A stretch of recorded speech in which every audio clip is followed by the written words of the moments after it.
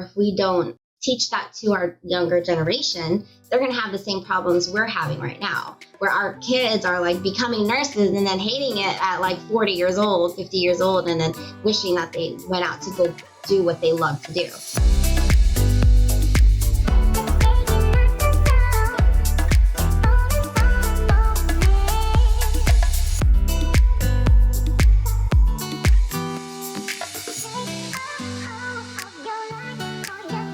Welcome to the Raquel Show. This show is for entrepreneurs who want to play bigger in business and in life. And today I have not one, but two very special guests who I've had the privilege of knowing for several years and been a part of their amazing book.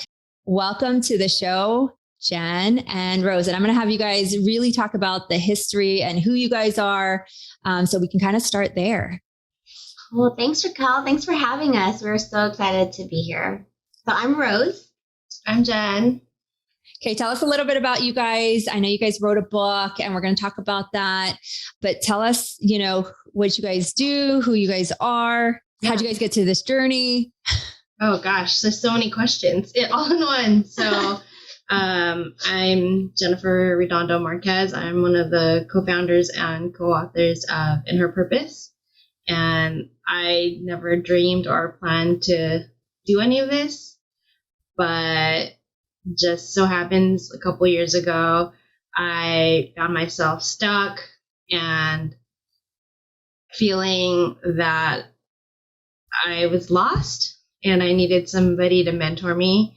And that's when I reached out to Rose, who was my older cousin, and not too older. Okay, not that much older, but older cousin, and one of the few in our family that's not in the medical field. So she was one of the few that could really relate to what I was going through. We didn't study medical. We both went into the corporate world, and it was just lonely for me. It was like very male and just a lot of dudes that I had to work with. I was like, where are all the females at the higher ranks? And so Rose at the time was working as a vice president at an advertising agency, and I wanted to find a mentor. So I asked her if she knew anybody.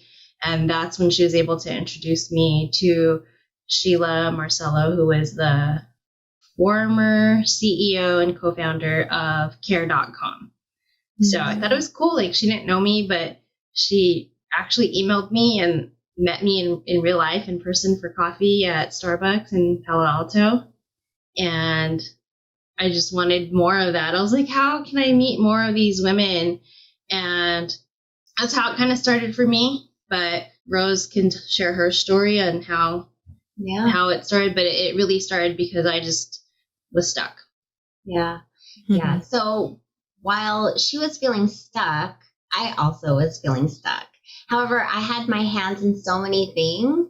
It was like one of those things where, okay, so I have my day job, and then I have my hobbies, and then I have my passion projects, and then I had my kids, and so I just had so many things going on, but I still felt so incomplete. Like, I felt like there was something really missing. I remember talking to Jen like every day, just talking about how it sucked where I was at. I was in corporate America. I was a VP, and I had a great team on my side, but I just still didn't feel it. I was helping other corporates with their advertising and marketing, and I would never get to see like the full outcome because the companies that I worked for all the time were already like big. They're like Fortune 500 companies. So I never got to see like the impact that our team actually really made. But how I did feel on my like side, my hobbies, my passion projects, is I was more fulfilled doing that. And I was like, okay, I'm like spending 40 plus hours in this corporate position. I'm hating what I do, and all these hours and energy is going towards that. I should be focusing more on what I love to do. And plus my kids were like, I think 2 years old, two or 3 or 4. So I was like, I wanted to be with my kids.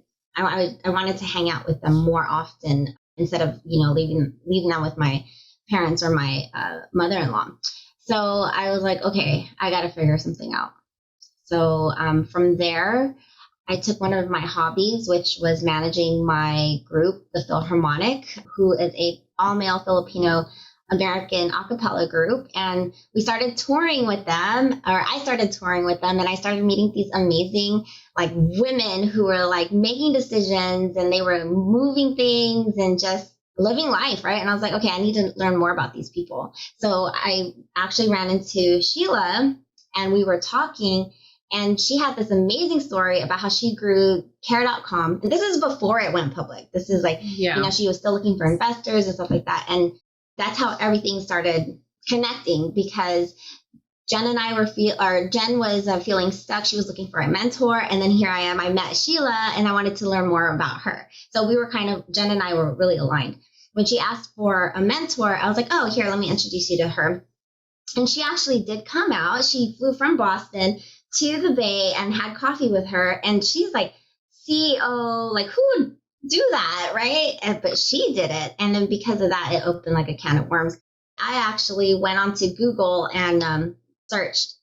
No, first you tried to search the people. Yeah, okay. That you met. Yeah, everyone that you were meeting, like a stalker. Yeah, so I was like, no, I wasn't creep. I wasn't creeper. Yeah. I wasn't stalking. I wasn't creepy. Whatever. I was inspired. So I'm like, okay, I need to find out more about these women. And the weird thing is, I was already VP of the company. So I started as an assistant at other companies, and I just kept climbing the ladder. And still, even as a VP, I wasn't happy. Like I felt like there had to be more. So I was looking for these women, and I Googled them, and I found nothing on them. The only thing I found on them was their about me on the company website, right? So it just talks about what they did for the company. But I was like, where is the juice? How did they get there?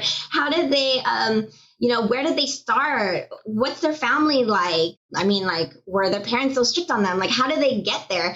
So I was like, okay, there has to be a book on this. So I went on to Amazon and I Googled successful Asian women, because all the women I was meeting were Asian. And I was like, oh my God, these women look like me. I need to be like them.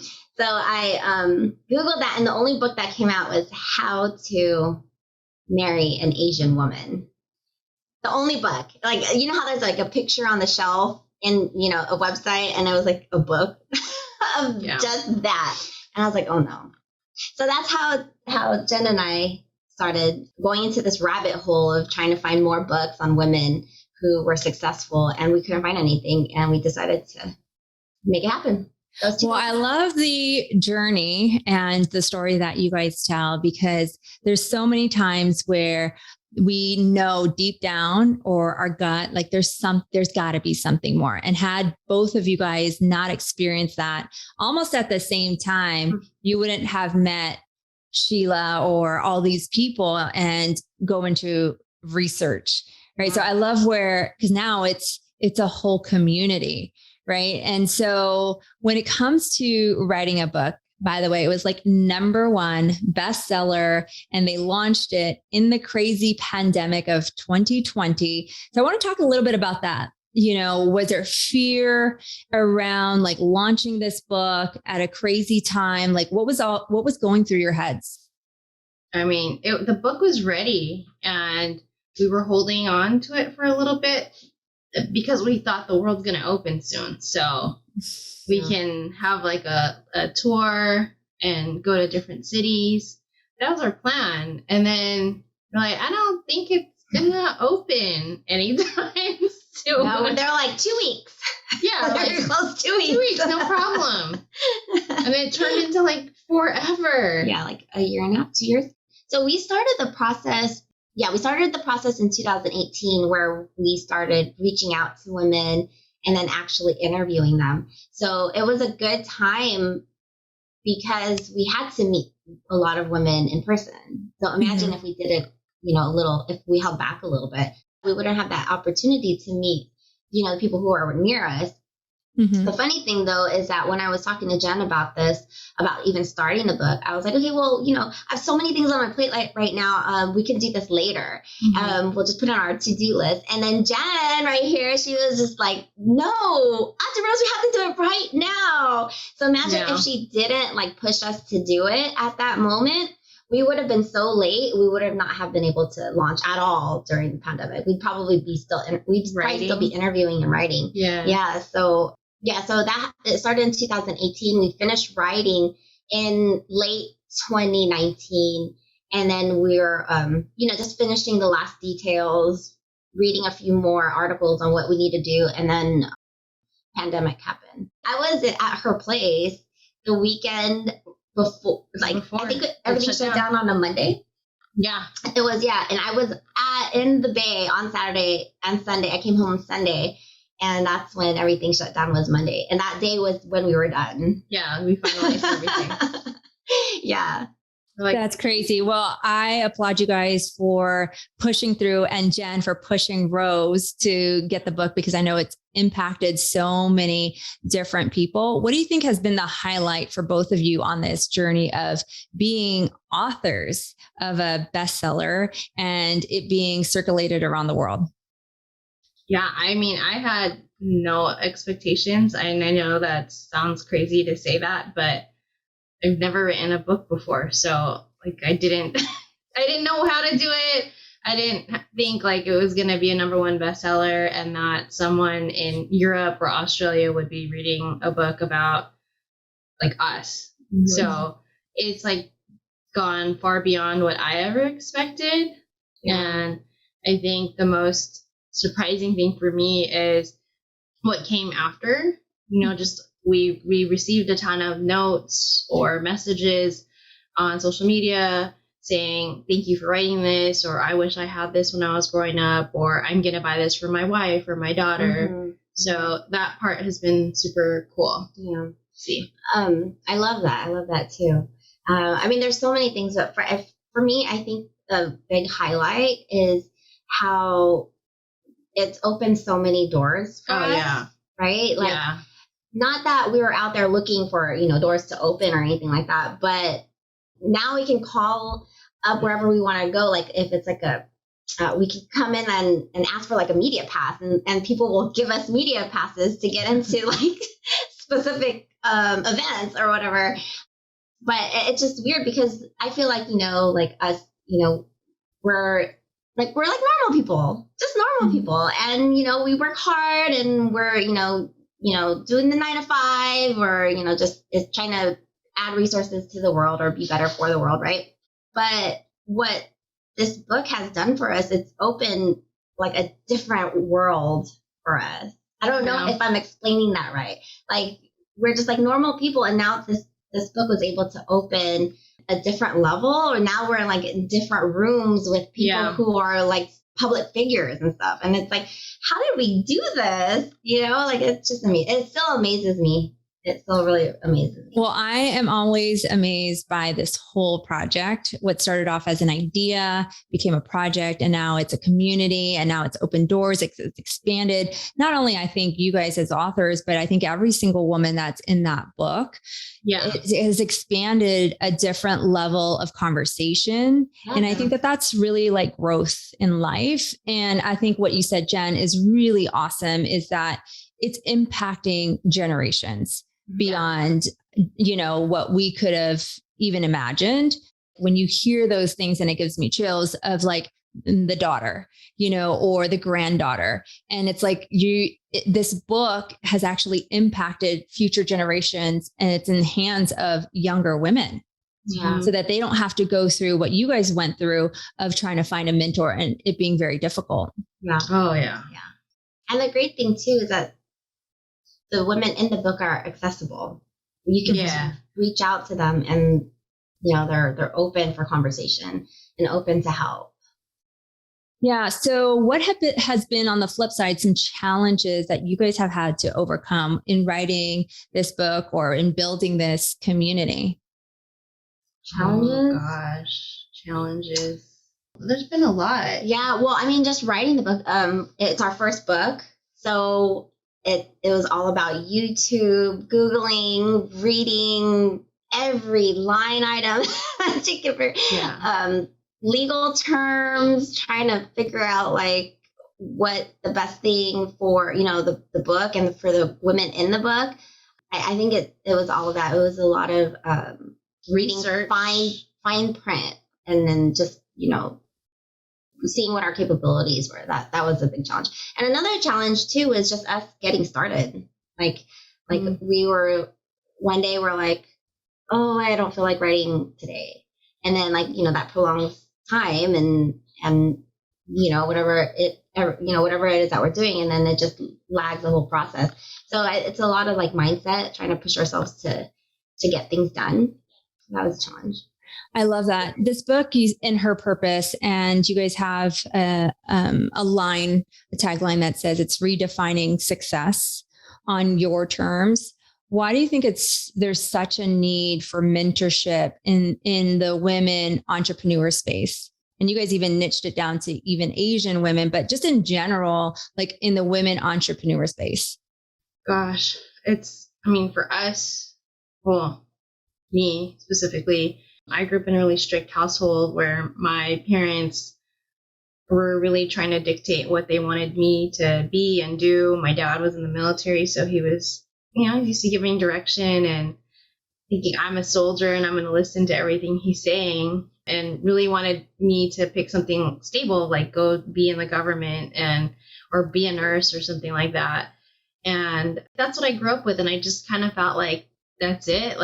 Not that it was bad or there's anything, negative about picking either one of those careers. I just kind of felt like that's not something that I gravitated towards. I was telling Rose yesterday how I was like that weird kid who I asked my mom to bring me to the bank to open up a bank account at a really young age. And I loved going to the bank because I would take those papers where, the deposit slips, and I would take them home and write myself this is how much I'm going to deposit to the bank at a very young age. And my therapy is rolling coins. So you had manifestation already born in you, at such a young age of attracting abundance. Yeah. And then, a lot of kids will beg their mom and dad for toys. But I got creative. I started selling all my old stuff, auctioning it off to my neighbors, and then I would use that money and I'll buy my own toys, Yeah. She's like, you sold me your junk. And I was like, yeah, and you're dumb enough to buy it. So you were an entrepreneur at heart. Yeah. And you guys have came out with this book. And why the women entrepreneur space? Why the mentorship? Why the women empowerment?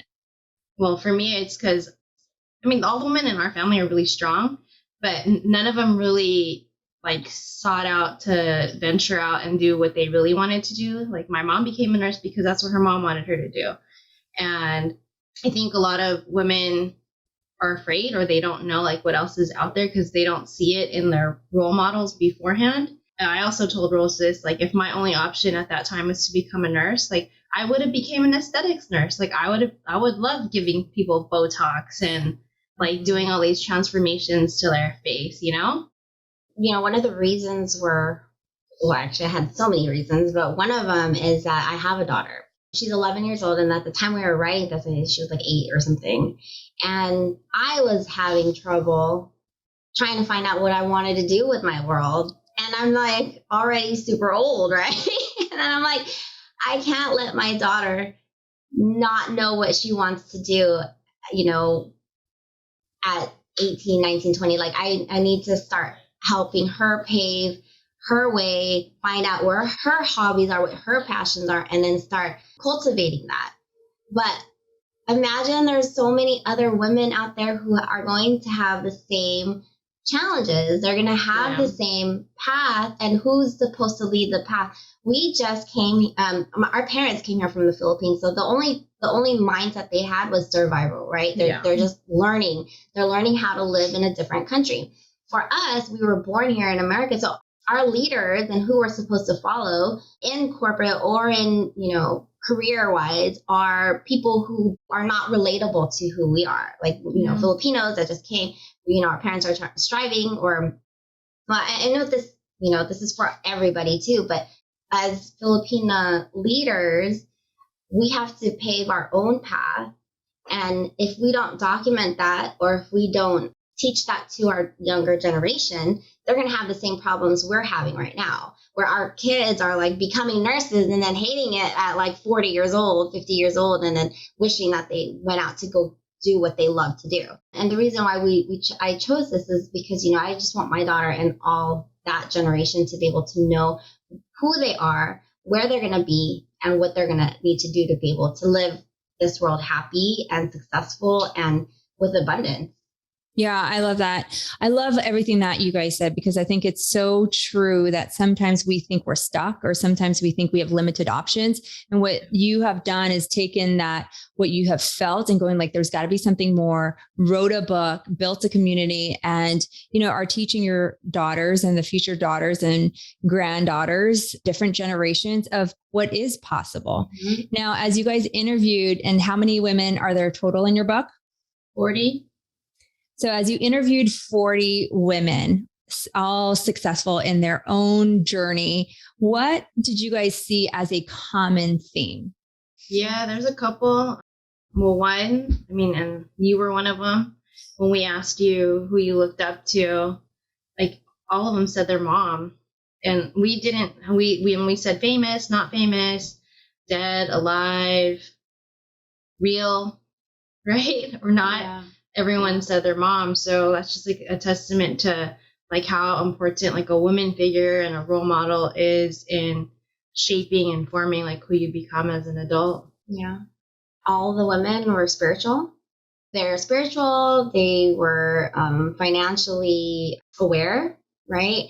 And personally, they just had like a really great life balance from when we interviewed them. But yeah, I think most of them were spiritual. Well, I think all of them were. Right? They all had something they believed in. Yeah, they believed in something greater than themselves. Yeah. So like I said, I can't thank you enough for the book. And, what became the idea is now a movement, a community. Was that part of your plan, or was it something that just happened organically? And now you guys are doing different events, and we'll be talking about that soon. Yeah, it really happened organically. For me, it was just trying to publish a book, and then it turned into everything that you've seen, like the virtual events, the in-person, real life events, the workshops. Mm-hmm. She's been coaching a lot. Yeah. Before writing the book, I was already business coaching. So I would help a lot of women do startups because they already felt that they were stuck or incomplete. So I was already helping a lot of women who felt like that and finding another source of income, right? But that was the path, was just trying to find people another source of income. But since writing the book, it's grown to what is their purpose in life? What is it that they love to do? How do we use that for them to get that extra stream of revenue so that they wouldn't feel like that? Help them get to the next level. Mm-hmm. We've helped women and moms go back to grad school, or stay-at-home moms that stayed home for 10 years and at the VP level had to stop because they had to raise their kids. They're like, oh my God, the corporate world has changed so much in 10 years. Like, what's LinkedIn? Like, what do I have to do? Yeah. So we've helped them get jobs too. And we've helped build businesses. So we've been doing consulting and things like that. So it's just been crazy. Like crazy ideas that people come to us with. Yeah. We've been pretty open and have said yes to a lot, whether that's like, hey, do you want to write another book? Do you want to make a movie? Do you want to... And surprisingly, a lot of women want to write books. So we've been helping them. Oh, so good. I love that you guys are making an impact and helping people find their purpose. And for the audience that's listening, and that's not always easy to do, is what advice would you give to somebody that's still maybe trying to find their next thing or their purpose, because they are like hitting that ceiling or unfulfilled, or like there's got to be something more? Well, first off, I would like to tell them, just think back when they were a child. Like, what is it that they loved to do back then? What was it that sparked their interest? Is there something that they like doing now that could be then do people like the food that you make? Do people like the crafts that you make? Or, are you really, you love reading books? Like, I just want, find that thing that you love to do. Even if you think it won't ever make you money, just explore that and then check it out and see, maybe it can. Like, maybe you love writing books or reading books. There could be something out there where they need people that will just keep reading stuff and then, writing summaries about it. I don't know, just making that up, but there could be something out there. So my advice is to just really try to hone in what you love to do when you're a kid. See if you're still doing it now. And if you're not, find out what you love doing now. And if you think that it's not a moneymaker or whatever, just keep researching it and then kind of see where it could fall. So good. And so what's the one lesson in your journey that, as you guys have gone through writing this book, building this community, getting media passes, being invited to different rooms and being invited to even speak at our, September event, what's the lesson that you guys have learned from your journey that has impacted you the most? Yeah, for me, it's been to just do it. Like, even if you don't know how or you're afraid. One of the things Romeo, my husband, would always tell me is, you won't know if you don't go. So, just show up. And if you hate it, if you like it, cool, but at least you know. Yeah. And we say yes to a lot of things. And maybe sometimes it's like too much, but it's helped us to like grow and expand, open new opportunities. And also it is like up leveling, like how we're helping other people up level. I think the book has been that like gateway, saying yes to this opportunity, and just opened up like a whole bunch of other things that have helped us, that's been helping other people as well. So it's been great. Yeah. Mm-hmm. I think, just start. A lot of the reasons why things don't get started is mostly because of what you think in your head. So it's a lot of mindset stuff. Mm-hmm. Like, oh, my friends are going to think this is stupid, or my parents are going to be so mad at me. My coworkers right now are going to laugh. So stuff like that is what actually stops you from getting start on Monday. Yeah, or I'll start on Monday. But, like those kind of things, it's usually yourself who's stopping you from trying new things or getting things done. My advice would probably be to be more aware of what you're saying to yourself, and then kind of like telling yourself, no, I could do this. Or your accountability partner. Yeah. Yes, your inner critic. Yeah. Right? Just do it. So what's next for you guys? People keep asking us about another book, but we've been so busy that we just can't sit and work on that. But we've been doing the podcast thing. Season 3 is back. We're maybe going to work on a documentary. Yeah. I'm excited about that. Events in real life. So we have a women's self-defense class coming up on August 7th. That one is actually a really fun event to go to. And it's open to anyone. No, it's not. Well, 13 years and older. 13 years women. And also if you're in Long Beach area. But it is open to anyone if they wanted to come. 13 and over. Try if you 13 and over. If you want to try it. I'm sure we're not going to turn anybody away. So 13 and over. That's so if rules. You come, so we have our women's empowerment self-defense class. That is on August 7th. And then we're collaborating with and supporting Tully Swift. And she is having an event for the Boxing Wags Association on August 29th. So that's a golf tournament. And we are raising funds for the Prostate Cancer Foundation. And then after that, we are going to go to Arizona to hang out with you. Oh my gosh, I am so excited. So where can people connect? There's so many different things that you guys are doing. Where can people connect with both of you guys so that they can find out more information? And we'll also probably drop your handles or where they can connect with you guys in our show notes. So where could they connect with you? So on all social media platforms at In Her Purpose. And then on Instagram, I'm at Jen, Jenn, Red, RED24. Amazing. Yeah, so Instagram at In Her Purpose, and I am at Rose _Buado, Buado. Okay, we will make sure that it is in the show notes. And as we wrap up, this has been so fun, is what is one thing that you both do to play bigger in business and in life? I just say yes. Say yes. You never know where it's going to lead you. Yeah, I say yes because I mean, if I say no, I'm already like closing the door on something that I don't know, or I don't want to be curious about something and be like, damn, I should have did that, you know?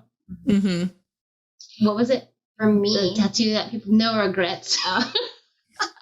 No regrets. For me, to play bigger in life, you know what? I pray. I pray a lot.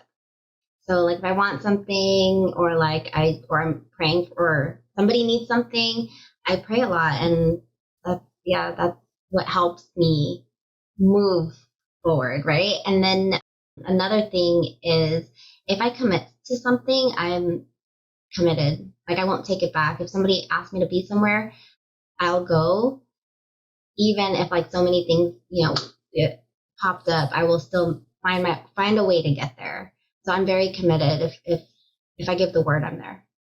Well, I appreciate both of you guys in my life. I appreciate your commitment to saying yes to this idea that became a phenomenon and like a movement, and really probably deepened my relationship with women entrepreneurs in a totally different way that I didn't expect, and gained a whole lot of sisters. Yeah. So I want to say thank you guys for just your tenacity to push through and push through that inner critic of like, who are we, or why, like Jen said, just do it. So thank you for being on our show today. I appreciate you guys. And I love playing bigger with both of you. Thank you, Raquel. We appreciate you and we love you. Thank you for saying yes to us and coming along the journey.